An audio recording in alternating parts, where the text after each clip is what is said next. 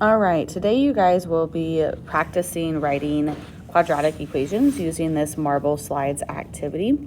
So this is just a help video to get you guys started. So the goal is for you to get all of the stars after you hit the launch button. So the first slide here, if you hit launch, you can see the marble goes down the red lines and it collects all the stars. Yay. Once you get the word success, we can move on to the next slide. Okay, so for this one, they give you the equation and they tell you to change the sign of one number in the row below to fix the marble slide. So right now, if we hit launch, the marbles don't do what we need to do.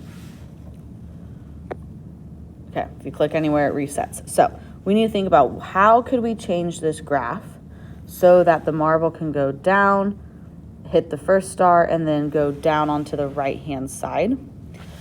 Right now my graph is opening up, but if my graph had a maximum where it would open down, it would roll down the side of our graph, right? So we talked about the transformation of a reflection. If you want the graph to flip over, you would need the first number out front to be a negative sign. So I changed my 0.1 to a negative. Now my graph is opening down. When I hit launch, boom, I get all the stars. Okay, slide 3 is just showing you how to reset. So if you change the equation enough times, you might want to hit the settings button here and then the reset red button, and it takes you back to the original, and then you can kind of start back over. Okay, so helpful tool for the next following examples. Okay, so I'll do a couple more with you. Change the row below to fix the marble slide. So we have our parabola here in blue, but it gets cut off. So they're restricting the domain.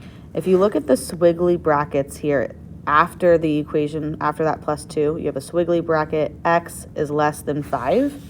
So they are making that the graph only shows up for x values on the left of 5. So here's 4, 5 is right after it, that's where it stops. Okay, right now if we hit launch, it doesn't get anything. So we need to maybe shift our graph over to the left so that it can catch where the marble is starting. So instead of having a -4, if you put it at 0, it looks like this. That's a little too far. So let's just try like a -2. So now it's going at least down the graph. -2 feels like maybe not. Is -3? Nope. Okay, so we need -2. Okay. And then my graph is pretty skinny, so if I want it to be wider, the 2 out front is what's making it skinny. So if you get rid of that, and let's make it maybe like a 1/2.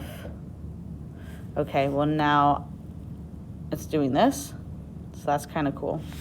I would like, if you see the first star and then the second star looks like the minimum and then it goes back up, so I'm going to shift my graph back over. -3, no, let's put it back at -4. Okay. That's not too bad. Okay, so we're just missing the last star here. Let's see, maybe changing our domain. If we make it go up more, so let's go to 6. I want it to go up and come back down. Nope, let's try a 7. Go up and fall, fall. Got it. There you go. Okay, so I ended up actually not shifting the graph. All I did was changing the 2 to a 1/2 to make it wider. And we changed the domain from a 5 to a 7 so that the marble balls would go up higher and fall to catch the one next to it. Oof. So it's a little bit of trial and error. Let's try number 3 together, and then I'll leave the rest for you. So change 2 numbers. So they're giving you a hint. You only have to change 2 numbers in the row below to fix the marble slide. Okay. What do we think? It's not catching the marbles at all. So we definitely need to maybe shift it. Maybe change the domain.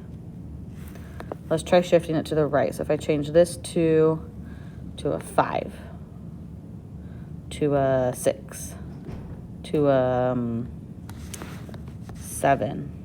Okay. And then we'll change our domain because I shifted it so far over to like 8.